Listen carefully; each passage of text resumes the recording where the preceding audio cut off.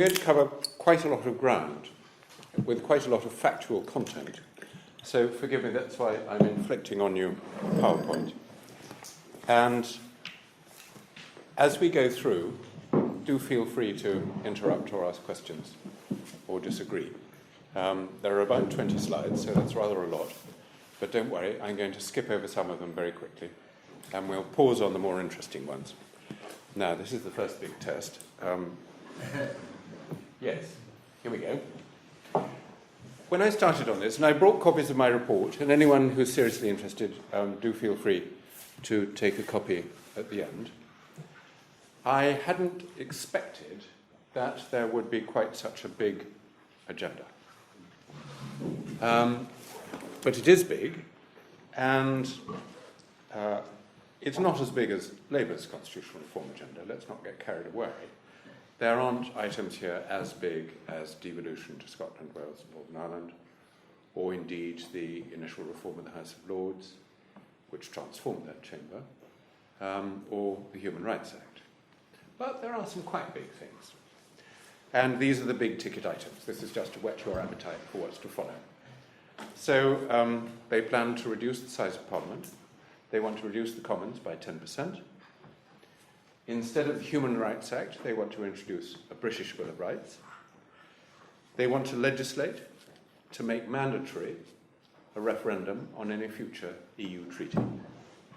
And they want to reaffirm the sovereignty of Parliament in what they call a sovereignty bill. They want to introduce English votes on English laws as a solution to what we constitutional specialists call the West Lothian question. And they want to introduce elected mayors in the 12 largest cities of England. So, in terms of our report,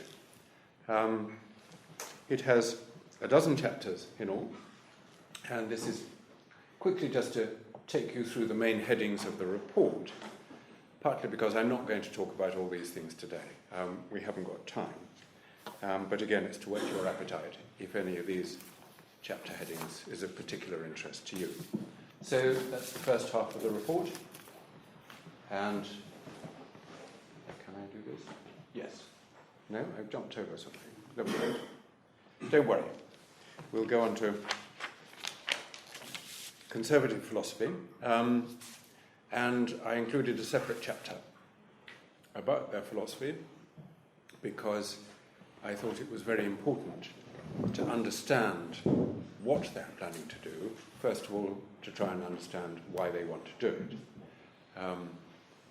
I'm not personally a Conservative supporter, so it was doubly important for me to try and get inside their heads, and their hearts to some extent, where they were coming from. And if you read David Cameron's speeches, and I think I've read them all, you will see that there are 4 consistent themes which he emphasizes again and again. A very strong one about decentralization and what he calls redistributing power back to the people. There's strong distrust of big government and big bureaucracies. No surprises there. That's common to Conservative parties around the world. He says a lot about stronger accountability to Parliament, and that also is very commonplace in political speeches in Britain from all the political parties. They say they want to strengthen Parliament vis-à-vis the executive. And there's quite a lot about greater transparency and about making politics more accessible and, in Cameron's words, giving power to the powerless. So, that is the philosophical underpinning of everything else that I'm going to say in telling you about their policies. Let's start, in terms of their policies, with the executive branch of government. What are they planning to do there? They say that they will limit the number of ministers. This is part of the attack on big government. Interestingly, and I've looked with great care for this, I can't find any specific commitment by how much. They've been quite specific about their planned reduction in the size of the House of Commons, they're going to cut it by 10%. And I look back through the speeches to see if there's an equivalent pledge in relation to the number of ministers. No, there isn't.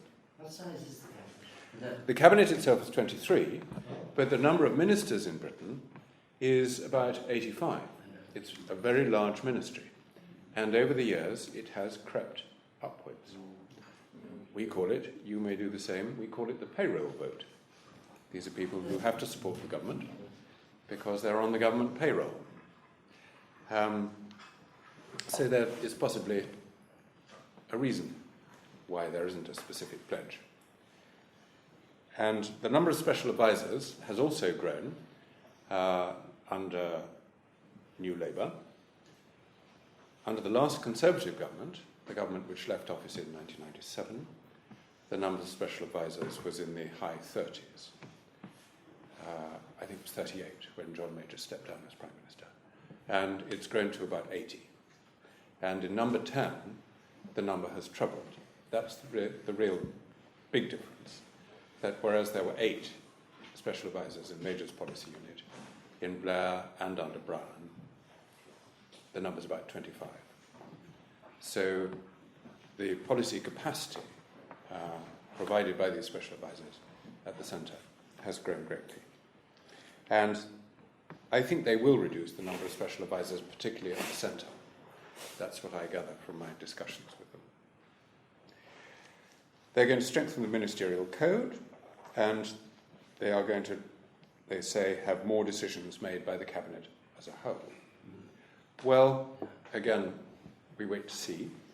I can only say that the Cameroons, as they're known, the small group of Cameron's closest advisors, who number only between 3 and 5 people, are, I think, as tight as the little group that Blair had around him when he created New Labour. And remember, New Labour was a kind of Leninist coup within the Labour Party. And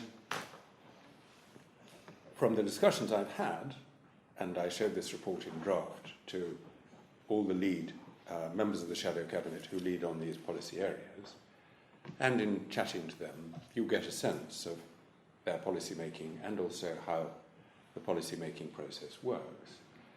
I have to say, I don't have a sense that the Shadow Cabinet engages in anything that we might call collective or collegiate decision making. So, we wait to see. The last 2 points on this slide might be worth pausing on, because I'd like to know whether there are any equivalents here in Ireland. Because these will be dramatic changes in Whitehall, and I sense they are quite determined to do these things. I've had discussions with the Shadow Minister for the Cabinet Office, who will lead on civil service reform. And he is very determined to introduce fixed-term contracts for the senior civil service, probably 5 years, of a kind that they have in Australia and in New Zealand. And in Australia, I'm in no doubt that the effect was quite marked in terms of leading to greater politicisation. By politicisation, don't misunderstand me, I don't mean they became ideological supporters of that party. I simply mean that they were more prone to be yes men, because they were on a contract which was coming up for renewal, and if they knew that if they displeased the minister, then the chances were it might not be renewed. Sorry? Well, there's the possibility of renewal, yes. And that's the threat.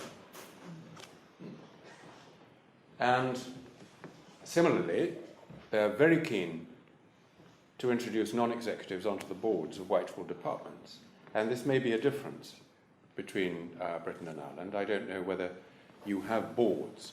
It's a fairly recent phenomenon in Whitehall, but now all government departments have a board composed of the top half dozen people in that department, so the permanent secretary and the director generals in the department. And just in the last 10 years or so, they have been joined by 1, 2, 3 non-execs. The non-execs so far have not been very effective. Their role has never been properly defined, and many of them, and I've interviewed several of them, find it pretty unsatisfactory for that reason. The Conservatives are very determined to strengthen the role of the non-execs, and one of their ideas for strengthening their role is to give them power to recommend the removal of the permanent secretary. So you can see we may be in for interesting times in terms of Whitehall and a new Conservative government, which I think possibly underestimates the amount of friction which it's likely to create with the senior civil service at a time when it's trying to introduce other major policy changes. Where do the non-execs come from? They come mainly from business, and, well, at the moment, they come as much from the wider public sector. So they are chief execs of local government or of other large public bodies, but the Conservatives would be determined to bring in people from the private sector. And I think the difficulty there is that the role of non-execs in the private sector is pretty clear, and in particular, in our company law, they have two clearly understood roles. One is that they chair the audit committee, and they have special responsibilities in relation to audit and the role of the auditors in signing off the annual audit. And secondly, they chair the remuneration committee. So to some extent, non-execs in the private sector are guardians of integrity. In the public sector, that is actually officially done by the permanent civil service. In our system, the permanent secretary is an accounting officer, and he is separately and specially directly accountable to Parliament as accounting officer for the accounts. So, as it were, the guardian of the integrity of the audit is done by the permanent secretary with no help from the non-execs. And in terms of wider integrity issues, the civil service already has quite a lot of special duties laid upon it under the Civil Service Code, amongst other things. So the non-execs can't contribute there either. So it's a very different role that's being asked of them, but no one has yet clarified exactly what that role is. I mean, they're generally brought in because they have expertise in managing large organisations, in helping those organisations clarify their strategy, in implementing strategy, what we call delivery, those things. But they find that the boards of Whitehall departments don't do very much of that. The Northern Ireland Executive is introducing the same system of boards and of independent board members with special duties in regard to corporate governance. So it looks rather parallel to what's happening in Westminster. We have management committees. We do, yeah. In all departments? Oh, I think they're in all departments, yeah. That's management is the permanent under secretary plus the very senior directors who would meet very regularly, at least once a week. Yeah. And permanent secretaries appointed for 7 years to non-renewal. Right. The non-renewable being the important point. Yeah. Yes. Interesting. What happens after that? Yes. Thank you. I wanted to go to the ranks as incumbents. Yes. As mothers.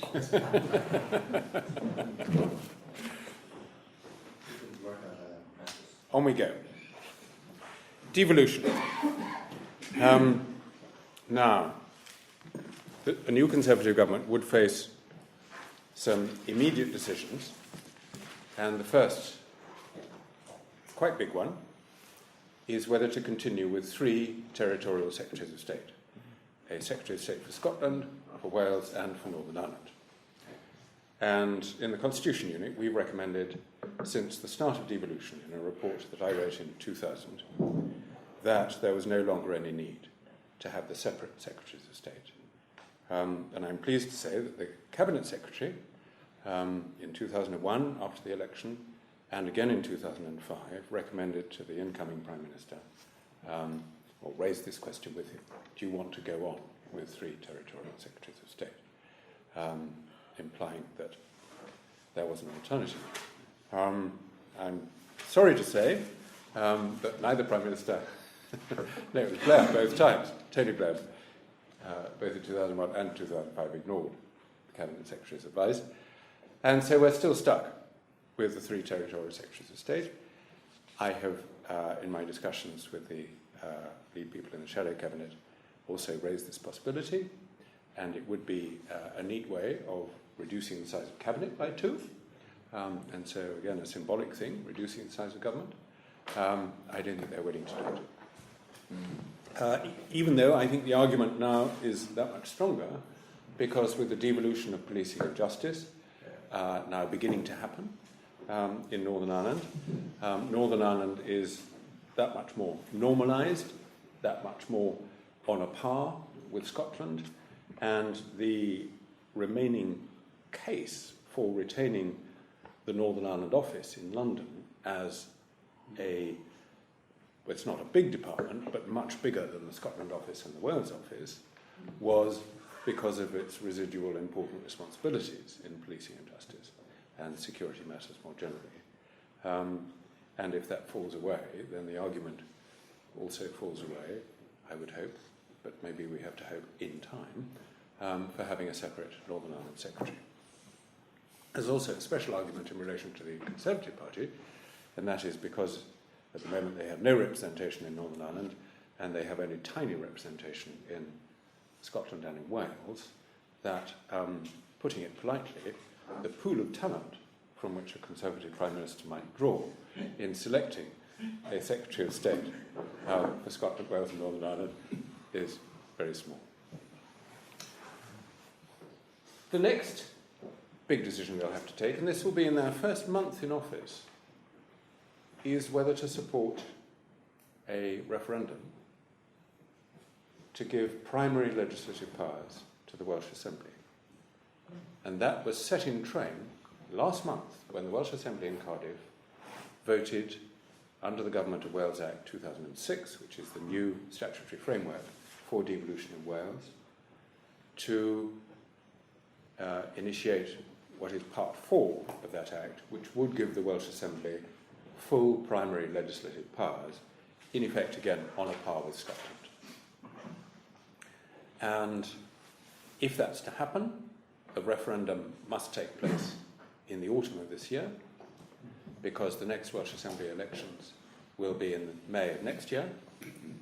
And if it is to happen in the autumn of this year, then the UK government needs to support it quite strongly over the next couple of months, because there are 3 triggers, and the Welsh Secretary of State holds one of them, and the Westminster Parliament requires a resolution of both houses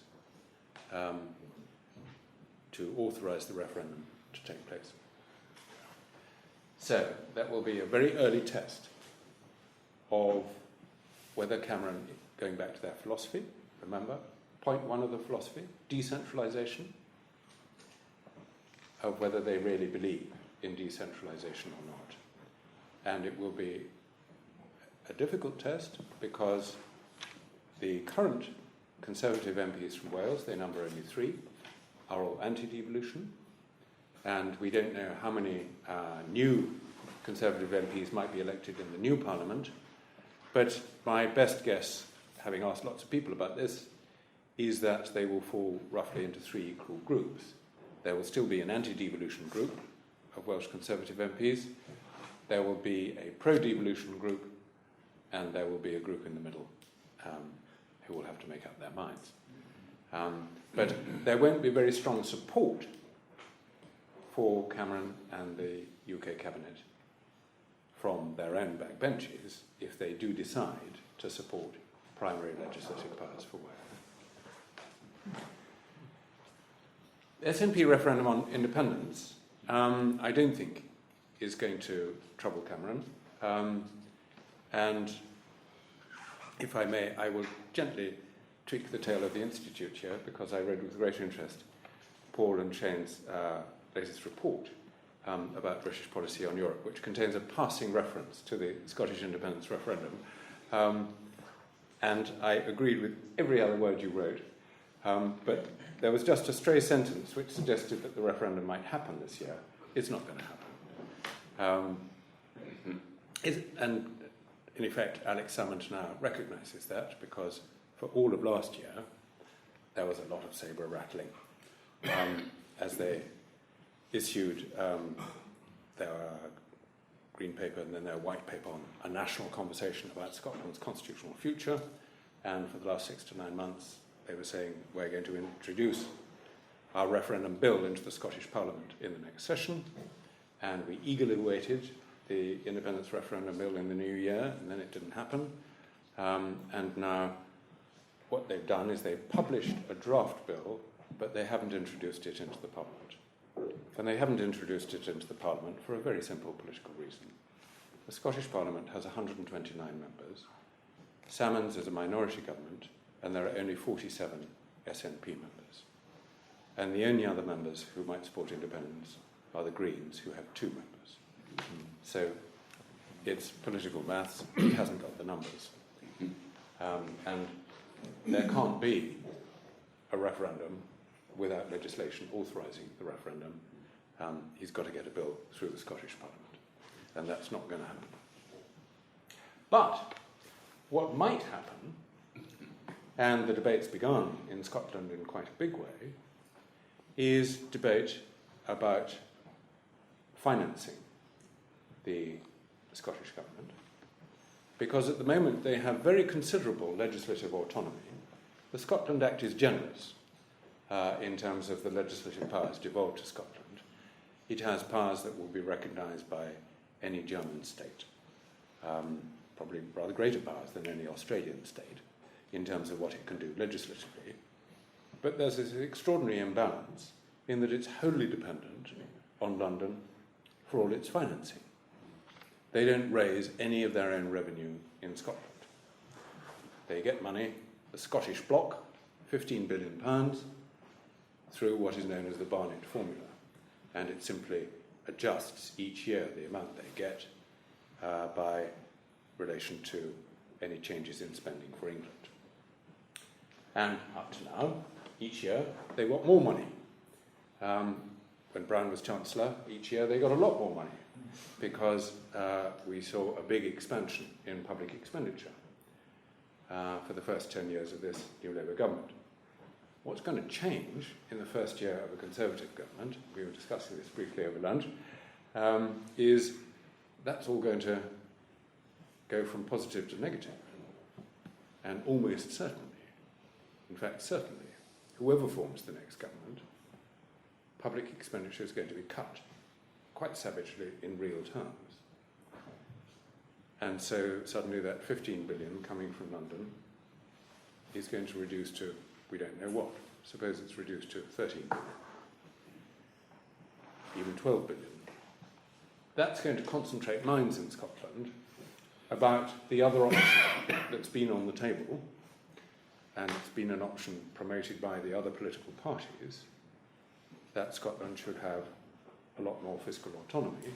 It should be responsible for raising some of its own revenue.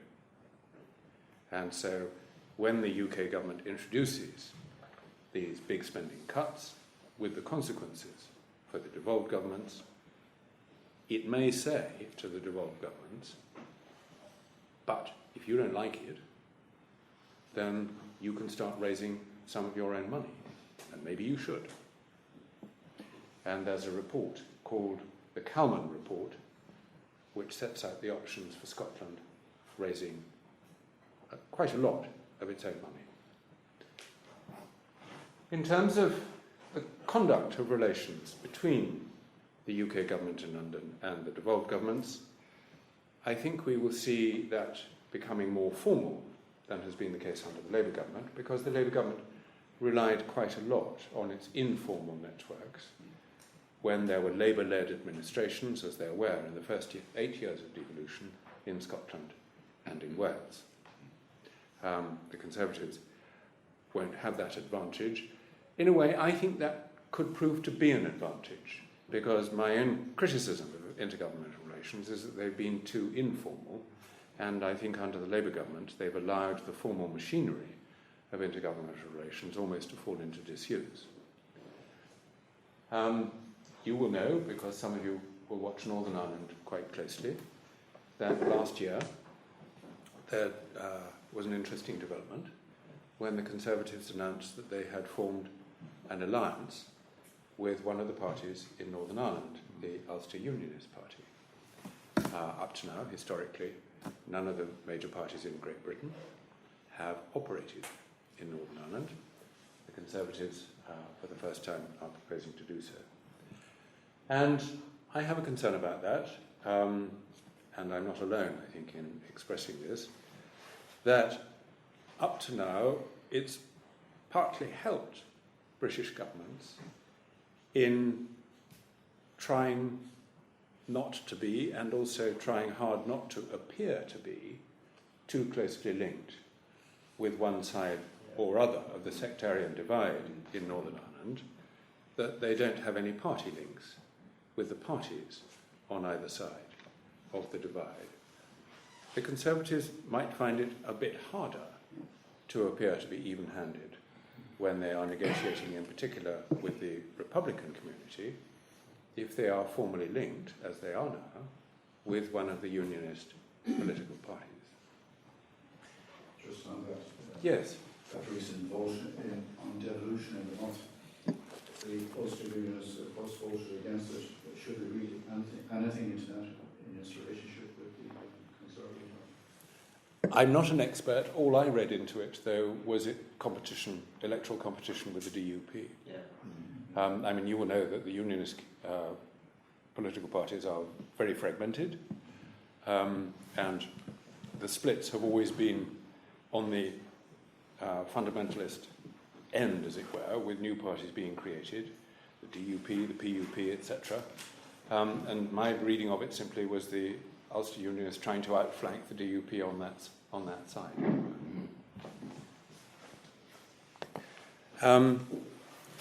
English votes on English laws. In the interest of time, forgive me, I'm going to skip over, but happy to discuss if you want to at the end.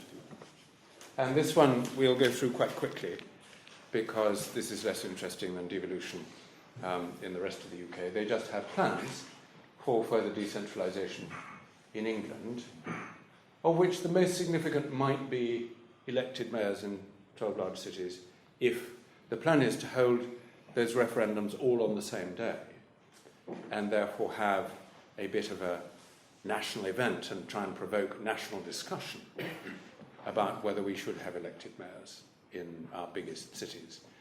Elected mayors were first introduced under the Local Government Act 2000, and that simply made provision for referendums to be held if a local council wanted to hold such a referendum, and the vast majority, 95% plus of local councillors, are not interested in elected mayors for an obvious reason. It gives all the power to somebody else, and they all become backbenchers. But it also gave a power to local citizens on if 5% of the local electorate signed a petition, in effect, they could trigger a referendum. So far, only 30 referendums have been held, and only 11 resulted in a yes vote, but those are all in quite small towns. So it's an experiment that hasn't yet taken off. And the idea, by holding simultaneous referendums on the same day in 12 large cities, would be to try and give it a second wind. Quite a lot of direct democracy there, and I'll come back to that at the end. Now, let's move on to Parliament and their plans to strengthen Parliament. Well, the first one arguably might not strengthen Parliament, to reduce it in size.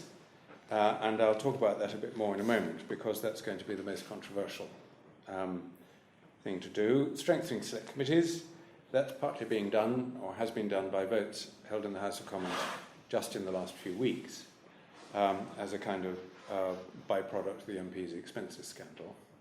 And in the next House of Commons, for the first time, the chairs of select committees will be independently elected by secret ballot, and so it will be removed entirely from any kind of influence by the party whips. And the members of select committees will also be elected, and they'll be elected in party groups, or by party groups. The Conservatives, and little element of direct democracy here, are planning to revive petitions, and in particular, George Young, who's Shadow Leader of the House, says that if 100,000 people sign a petition, that should then trigger a parliamentary debate on an issue. Parliament would be required to find time to debate that issue. If 1 million people sign a petition, that will trigger a parliamentary discussion of a bill. Parliament would be obliged then to consider the bill, the subject of the petition, as if it was a bill that had been introduced by a member of Parliament. And we'll move on to the next item, which is to explore in a bit more detail how they might reduce the Commons by 10%. The next House of Commons will have 650 members, so we're talking about removing 65 of them, and they want to do it in the lifetime of one Parliament. So they want to achieve this legislative change so that it can be introduced in the next election, the one that would take place in 2014-2015. And to do that, they've got to speed up the current system of parliamentary boundary reviews. The last parliamentary boundary review in England took 6.5 years. It's a very slow-moving animal.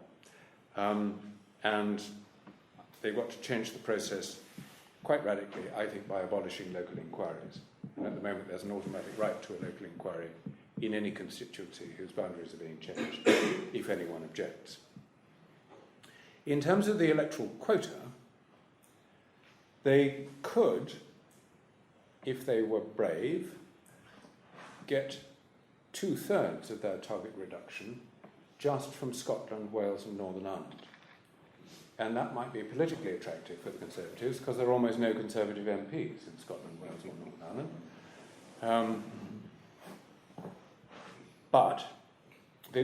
The argument would go like this. It's an argument, in fact, which I support. The argument is that there should be a devolution discount in those parts of the UK because post-devolution, MPs at Westminster from those parts of the UK have significantly less work. And we've done some research on that, and I can demonstrate they have significantly less work.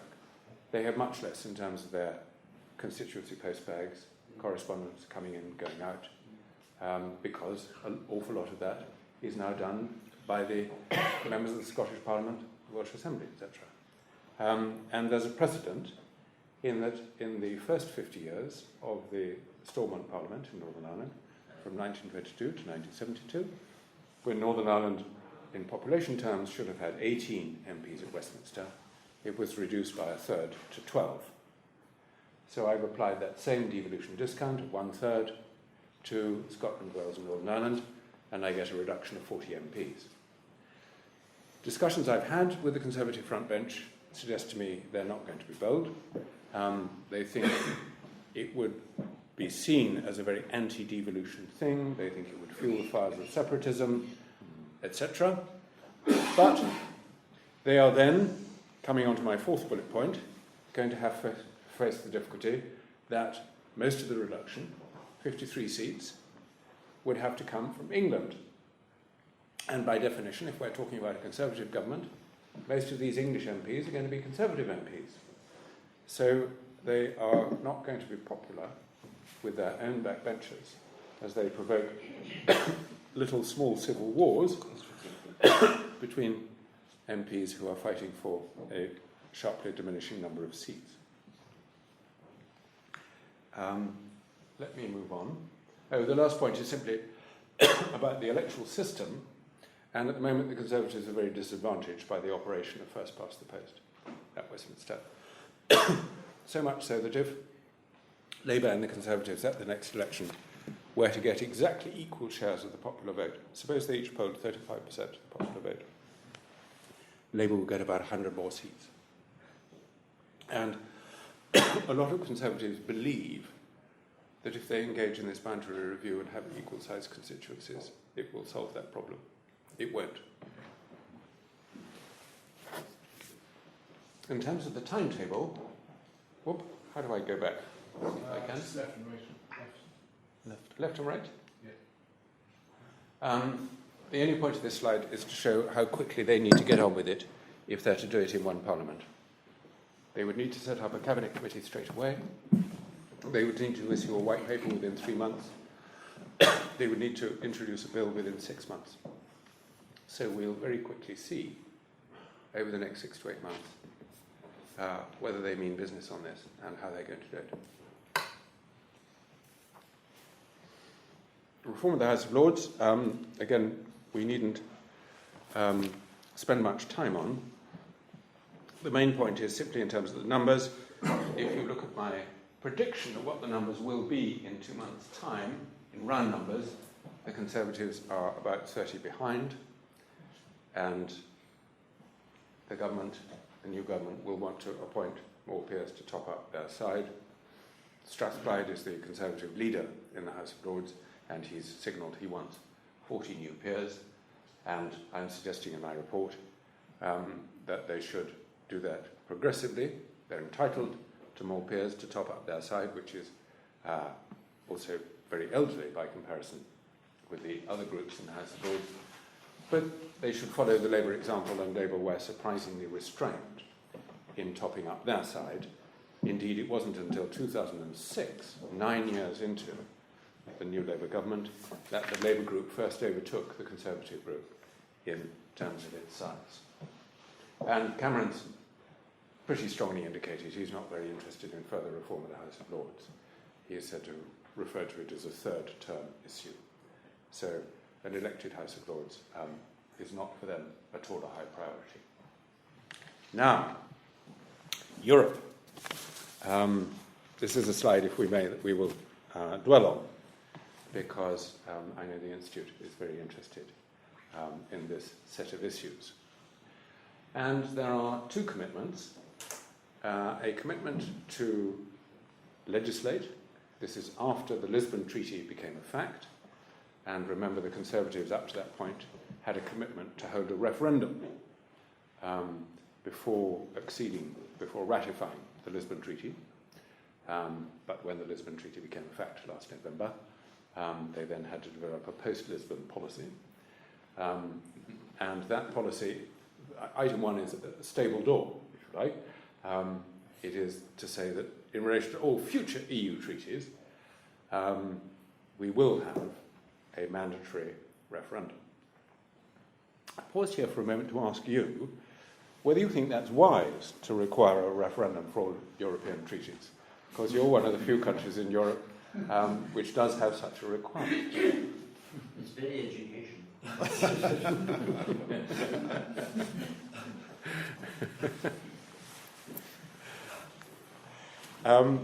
But I now go on to discuss the practical difficulties. And it does raise rather interesting difficulties in a country that has an unwritten constitution. It's very difficult to entrench a legislative requirement. Suppose that they do pass a new law through the Westminster Parliament, and it is the EU Treaties (Referendums) Act of 2011, and it says that in relation to any future EU treaty, there must be a referendum. Fast forward to 2020,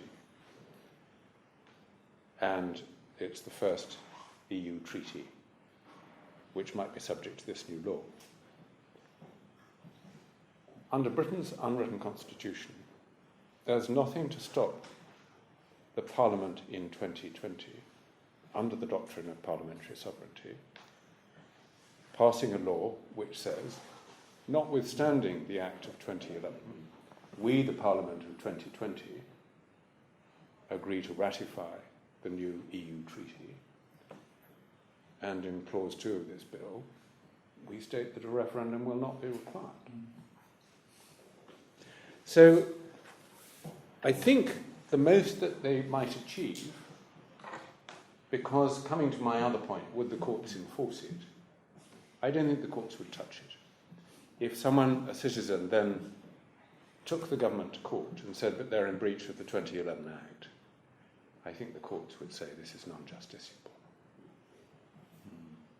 They'd be most unlikely to force the government to hold a referendum. especially if Parliament had legislated in 2020 otherwise.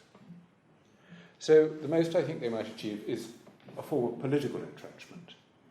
They will have tried to establish a very strong principle, and in effect they will be daring the other political parties then to go against that principle. Yes? Have they defined what they mean by treaties? We have a treaty Well, very shortly with the Croatian accession. Indeed. European accession treaty, you know. that's a very, very good. That's a very good point. And in fact, this is my question. There are treaties and treaties. Some, as it were, small t, and some very big T. And I think they'll have to, and it will be very difficult in the bill because we don't know the shape and size of future treaties. There may be treaties in between which transfer a small amount of further sovereignty to Europe. But is it, sufficient to justify having a referendum? And there's another question politically down the road, and I mean, I don't need to tell you this, that there's a risk if you introduce a referendum requirement, and by definition, in our 2020 situation, if the government in 2020 has introduced, and all the treaties require legislation in the Westminster Parliament to accede to them and ratify them, and accept the new set of obligations that go with the treaty. If the government has done all that, then by definition the government supports this treaty. But what if the people say no? But as I say, you've been there, so I don't need to elaborate that point at all. The Sovereignty Bill, I can't tell you very much about this, sadly, because they haven't said much about it. There's one short paragraph in Cameron's big speech, post-Lisbon, which Shane and Paul, you read with and deconstructed with as much care as I tried to, in terms of trying to see what it was they planned to do. And it will simply... I mean, at one level, it's meaningless if it simply is one clause which restates a bit of fundamental British constitutional doctrine about parliamentary sovereignty. In that case, that's just flag-waving legislation. But if it is to have legal effect, then that's when it becomes interesting. But what legal effect would it have? What meaning are they seeking to attach to it in terms of consequences? And that's why I'm afraid I can't give you helpful answers, because I don't understand what legal effect they're striving for. Save for a bit, I'll come on to, if I may, in my next slide, but one. Can I just... Yes. That one. I was at the conference in Ditchley. Were you there 4 years ago? Yes. We were at the same conference. Yeah. Yes. It was stated there that there were 20 cases where at that point legislation had been found by the courts in conflict with human rights law, and in every instance Parliament had accepted that decision as referendum. If that is the case, if I remember correctly, that means de facto parliamentary sovereignty had disappeared. Not to Europe, de facto. How does sovereignty bill affect that? Are they going to, in fact, go back on the human rights thing? May I come to that, Garrett? Yes, I will in 3 minutes. Okay. Because it neatly follows, if we may, this slide. And my next one's on the judges, and then we'll pick up that point. The British Bill of Rights, well, going back 10 years, in 1998, in the first year of the new Labour government, they incorporated the European Convention of Human Rights into UK domestic law. So it became directly enforceable in the British courts. And that was not accepted by the tabloid press. There's one fundamental fact you need to understand about the tabloid press, apart from their pretty vitriolic nature. That is, of the 10 national daily newspapers in Britain, 2 of them, the Sun and the Daily Mail, account for half of the total sales. That's why Alistair Campbell, when he was Blair's press secretary, cared about and looked after those papers more than any of the others. They are, in our politics, sadly, hugely influential because of their vast readership. And they have campaigned from the start in a very vicious, very Europhobic way. They have portrayed the ECHR sometimes as part of some European plot. They've linked it to the EU, whereas historically it has no connection. It's a product of the Council of Europe, which is the senior European body. They are not without self-interest in campaigning against the Human Rights Act, because under Article 8, the right to private and family life, the courts have begun to develop a right to privacy. And the tabloid papers, more than any others, make many of their millions of daily sales by infringing the right to privacy. So that is in part what motivates their campaign. But it's also, in their minds, a genuine campaign in which they portray the Human Rights Act as a charter for terrorists, asylum seekers, paedophiles, gypsies, any unpopular minority that you care to think of. That is how it's been portrayed, and as a result, the Human Rights Act has not been taken to their hearts by the British public. It's not seen as a good thing. And the politicians in response, well, Cameron's response came in the summer of 2006, immediately after a decision by the Court of Appeal, known as the Afghan hijackers case, when the Court of Appeal decided that the British government could not deport back to Afghanistan a group of hijackers because they faced a real risk of torture if they were deported back to their homeland. And there then ensued, there was headlines in the tabloid press, the kinds that I've described. Blair, who was Prime Minister, said this court judgment defies common sense. Cameron, engaging in a bidding war, then gave a big speech about the Human Rights Act, in which he said if his government, his party ever got elected, he would repeal the Human Rights Act, and he would replace it with the British Bill of Rights. But it's not just Conservative policy to have a British Bill of Rights. It's also the policy of the Labour Party, and it's the policy, long-standing policy, of the Liberal Democrats. Liberal Democrats as part of a written constitution. In the case of the Labour Party, for a mixture of reasons. For Brown, it's part of his Britishness agenda. For Jack Straw, the present Justice Secretary, it's actually to try to deal with the unpopularity of the Human Rights Act. In Jack's mind, it's a kind of reintroduction of the ECHR, but wrapping a British flag around it, and hoping that even if the catalogue of rights doesn't change, the rebranding might persuade the British people to take it more closely to their hearts. And amongst the Conservatives, the real debate is whether we're talking about something which, in shorthand, is ECHR plus or ECHR minus. And Cameron would like it to be ECHR minus. And if you read his speech in summer 2006, it's clear that's where he wants to head. He doesn't want the British courts to be so constrained by these awkward doctrines about not being able to deport people back to their countries of origin, etc. And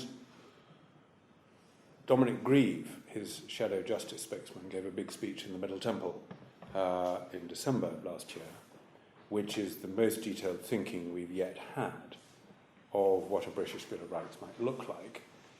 And in particular, he said that the courts would be offered more detailed guidance on where to strike the balance when there are competing rights. And one of the examples he gave was, for example, when there is a tension between freedom of expression and the right to privacy, we in Britain have always given great weight to freedom of expression.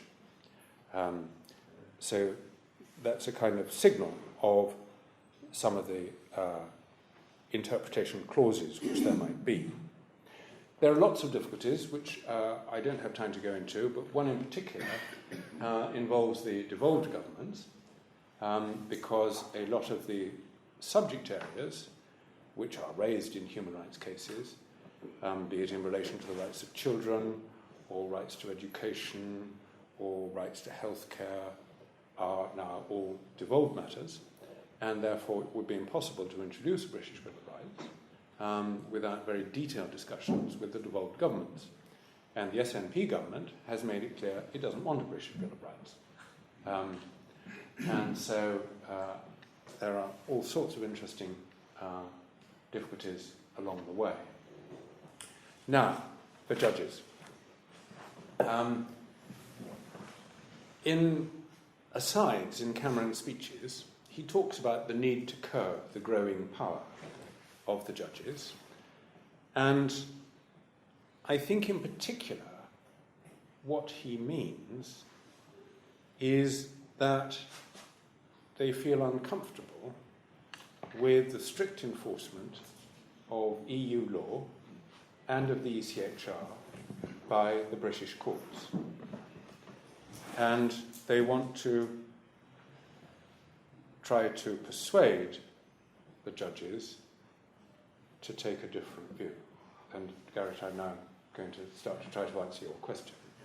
In part, I'd begun to answer it by suggesting in relation to the British Bill of Rights, they will try to legislate for a new interpretive approach while still trying to remain under the obligations of the ECHR and the Council of Europe. But likewise, I think they will try to legislate for a different interpretive approach in relation to EU law.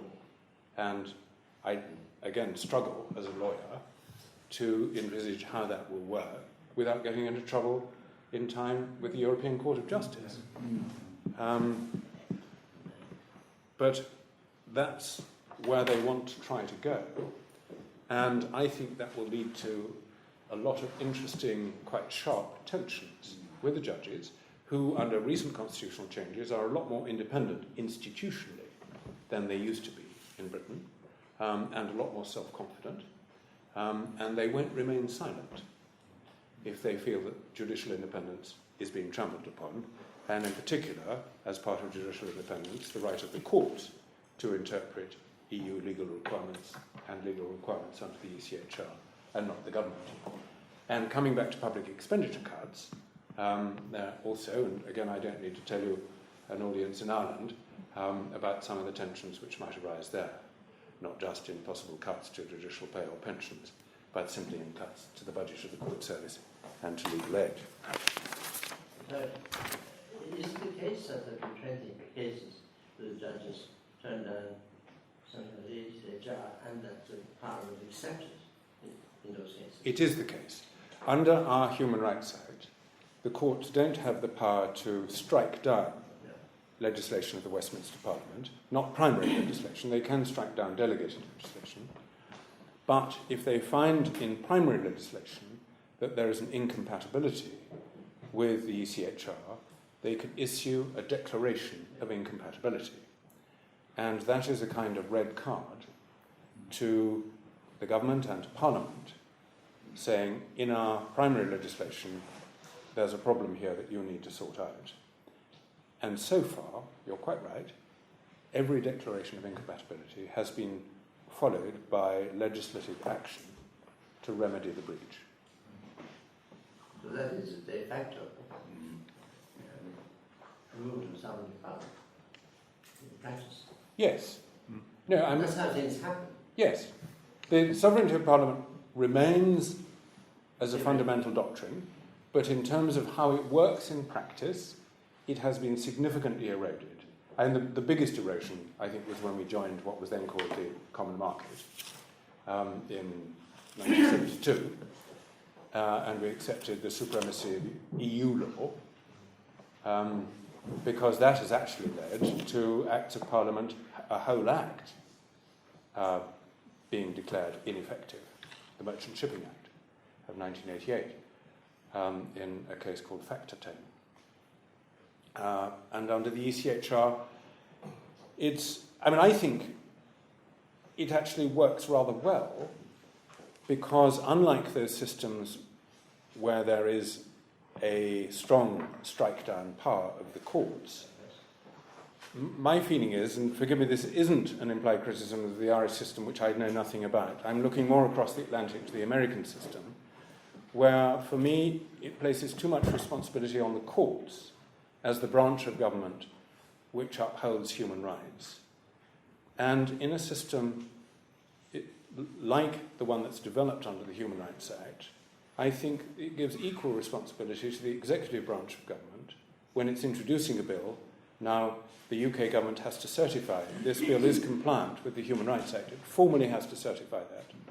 And there's a specialist parliamentary committee in Parliament, a joint committee of the Lords and Commons, called the Joint Committee on Human Rights, which scrutinises every bill for its Human Rights Act compliance. And if there's a declaration of incompatibility subsequently by the courts, because Parliament got it wrong, then the Human Rights Committee looks at how to get it right. So it engages the three branches of government in a permanent dialogue about human rights. I was unhappy about that. I was at the conference when it was announced by the Lord Chancellor, and that it wouldn't be binding. And it struck me that I should work the way it has. And the next speaker, I said, whence, in an ordered democracy, whence can threats to human rights come? Surely only from the executive and legislature. I got a lot of applause. Yeah. But in fact, it has worked differently than I expected. And I would say in our system, if in fact there is a problem with the Supreme Court decision which people don't like, then the government introduced legislation to constitutional change and has done that twice. So that our people can, in Parliament, can overrule the Supreme Court decision. It's done without bail and done without adoption. Yes, yes. So that, it isn't the judges' final say, they haven't the people final say. Yes. And you can do it here with a single one state. You can't do it in America, you need 36 states to meet. So we have a much more balanced system for that reason. Yes. This slide, I'll just pause on the first two to ask whether there are parallels in Ireland. This bit of Conservative policy is copying what's been done in America. And the first item, and Cameron said this many times in speeches, so I'm convinced they're going to try and do it. He says they're going to publish online every item of government spending over £25,000. That's not a very high threshold. And the model that they're looking at, you can Google Missouri portal, because it started in the state of Missouri, and 7 other states have followed suit. And you will find government spending broken down in great detail by department, by type. So in Missouri you can see how much they spend on buildings and how much they spend on staff. And you can also get a breakdown by contractor. So you can see how much Halliburton, as an American corporation, supplies in services to Missouri. Or you can look up the names of Irish corporations to see whether any of them are doing good business in Missouri.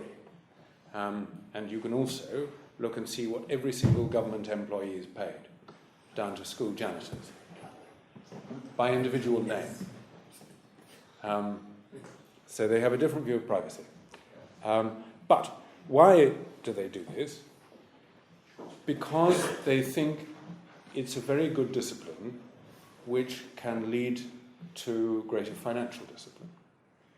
They believe that out there in Missouri there are armchair auditors who will crawl over these published accounts and find examples of extravagance and help Missouri reduce its spending. When I was writing our report, spent a little time trying to find out whether this has any effect. The only state I could find that publishes savings is Texas, and Texas estimates it saved them $2.3 million. my hunch is it probably cost Texas rather more than 2.3 million to set up this system of publishing everything online in this way. But just in case, there's also an imitation effect across the Irish Sea as well as across the Atlantic. It's a development that you might like to watch. The next item is something rather different. This is right to government data sets. And this is driven by the information society, the knowledge economy, an awareness that in any advanced democracy, government is the biggest holder of information by a running mile, and lots of the information that government holds, it doesn't begin to recognise might have interest, possibly commercial interest, to somebody out there. Let me try and give you a simple example.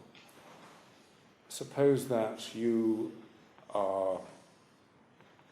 My family used to be farmers. Suppose you're a supplier, you're an agricultural supplier, and you've developed a new kind of sheep dip, and you want to know where the sheep farmers are.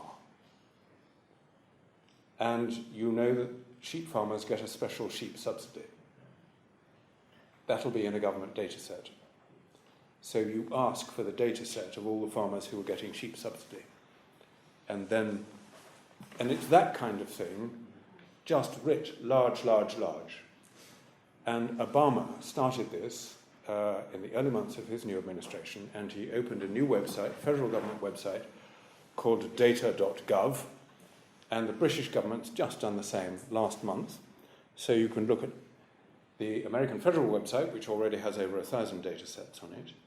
You can look at the British mini equivalent, which so far has a couple of dozen. And again, you can ask yourselves whether there might be any interest on this side of the Irish Sea. The next slide I'm going to skip. The next slide I should skip, being in the Republic of Ireland, but I know that all you Republicans sometimes have a furtive interest in the monarchy, so I'm going to indulge you for 1 minute. And it's simply to note that during the life of a new Conservative government, various things may happen. The first thing that may happen is that in 2012, the Queen will have been on the throne for 60 years, so we will have a Diamond Jubilee. We've only once before had a Diamond Jubilee, Queen Victoria, in 1897. And if the Queen lives another 3 years to 2015, she will actually have been on the throne longer than Queen Victoria. So it will be the longest reign in British history. But the Queen this year will be 82. And one of the things I've begun to think about, a lot of my work is contingency planning, is what happens if the Queen becomes so infirm physically or mentally that she's no longer capable of carrying out her official functions. And in that case, there's provision for a regency. And under the Regency Acts, a collective then, in effect, becomes responsible for the functions of the monarchy. So there's provision for that. But at some point, sometime, the Queen will die. It may not be soon, because she may live as long as her mum. But when she does, Charles, if he's still alive, and he's 62, he will become king. And we may then see a debate in Britain about the future of the monarchy of the kind which has not been possible under Queen Elizabeth, because she has been a model monarch in terms of the way she's carried out her official duties.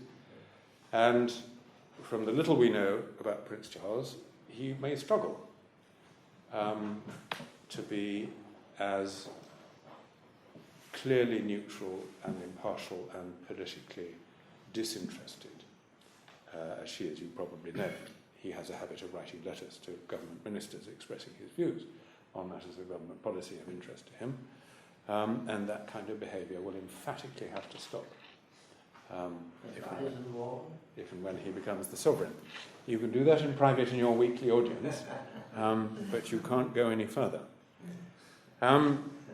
Another issue that may be raised, and it has been raised, this has been raised under the present Queen, is that because of the origins of our present constitutional settlement back in 1700, the Protestant supremacy is still enshrined in British law, in the Act of Settlement of 1700, and everyone agrees that that is wrong and should be changed. There's not really any argument, any defensible argument that anyone would run against it. The difficulty is that the Queen is head of state in 15 other countries around the world, places like Australia, Canada, New Zealand, and a dozen others, known as the realms, and we would have to get their agreement, all of their agreements, to any change in the Act of Settlement. And for their own political reasons, several of those countries don't want to provoke a debate about the future of the monarchy. Australia and Canada, to name but two. So it's jolly difficult, and I don't see an easy solution, although everyone agrees on what the rational solution would be. On we go. I mentioned in passing, when we were talking about decentralisation in England, that there's quite a lot of direct democracy here. And again, I don't think the Conservatives realise how strongly committed they are to more direct democracy, because they've just sort of put it in here and there. But I brought it together on this slide to try and bring it home. And we've talked about referendums being mandatory for all future EU treaties. We've talked about petitioning Parliament and requiring Parliament to debate issues. We've talked about the referendums on elected mayors. And in local government, they will allow people, if they get enough signatures, to hold a referendum to stop, to veto a rise in the local government tax, which is called council tax. They also want to introduce a new power for local electors to instigate referendums on local issues. And this has been hardly debated in public. They have what is quite a radical proposal for us, to have directly elected police commissioners. So not only are they going to, I think, have a lot of friction with the judges, they're also going to have quite a serious run-in with the police. I'm very nearly at the end. I think we can skip that. That just summarised what their commitments will be in terms of legislation.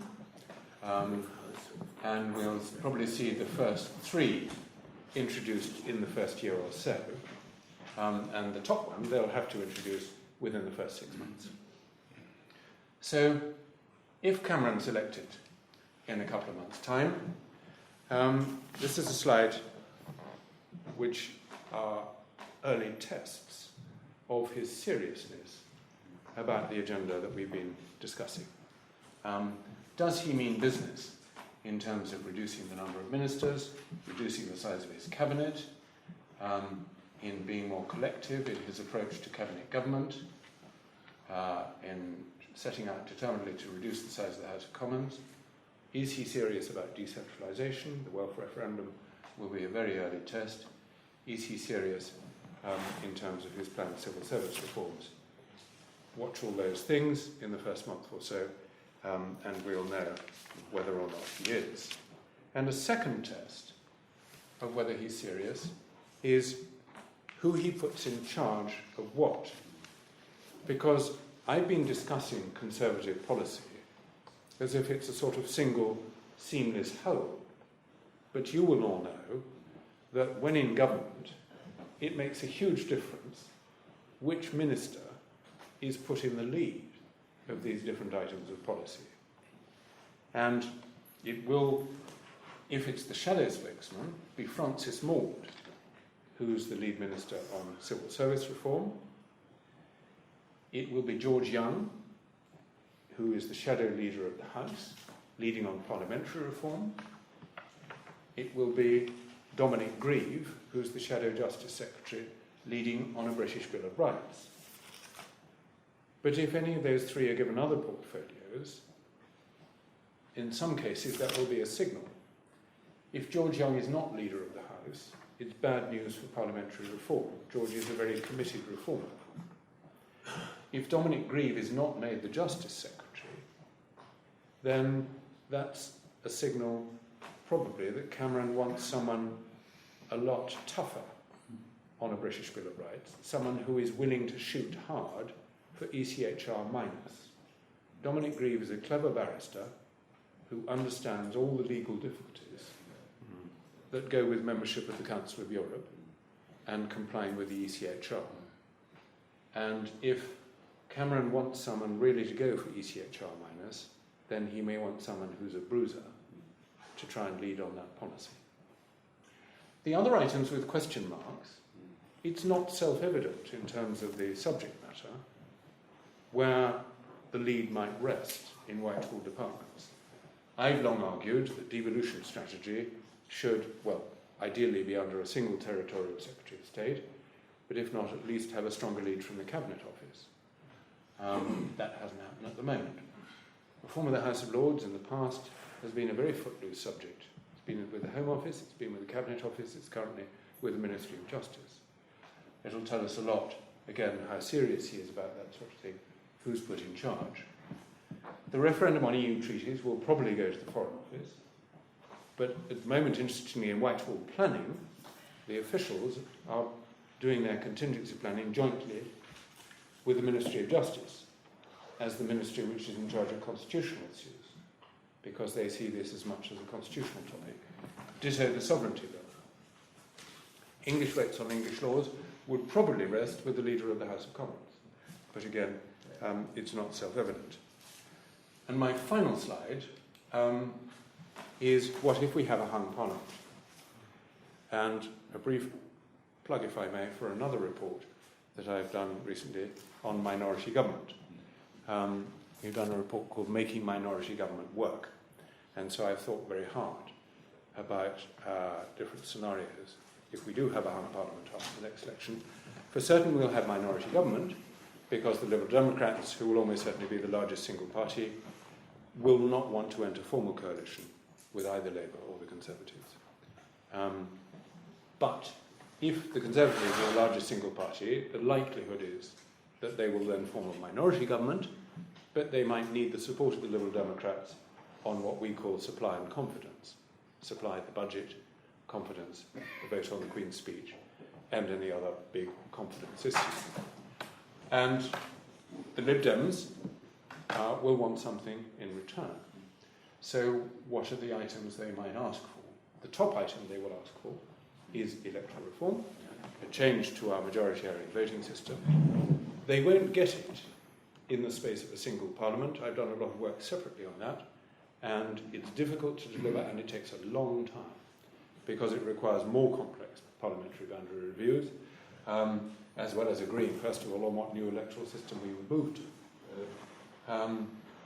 Reform of the House of Lords, I think they would get offered instead, and that's more doable in a shorter time. And there's some logic in that if you have two chambers, as you will know, you have two chambers elected by very different electoral systems, but there has to be some thought given to the electoral systems for the two chambers so that they are complementary, the one to the other. And almost all the debate about an elected House of Lords has assumed that the Lords would be elected by a proportional system.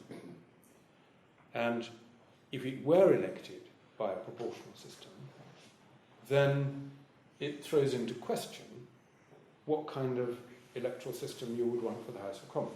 You wouldn't want the same system. Now, we don't have time to go into this. There are many different kinds of proportional systems, as you know. But you, in a sense, you've got to decide the voting system for one chamber before you can decide the other. And if the Conservatives badly needed Liberal Democrat support, then I will wager you that, I will wager you the Lib Dems ask for that, but they end up with that, because that's a lesser thing for the Conservatives to concede. And the Conservatives officially support an elected House of Lords. It's just that for them, it's not so high up their agenda. The other thing we might get if we have a minority government is more interest than we've had hitherto in fixed-term parliaments, because minority governments are more unstable, and one small way of slightly strengthening their stability is by having a fixed term and a greater expectation that a parliament will run its full term. Forgive me, I've now gone into 10 minutes of injury time, and it's well time I shut up.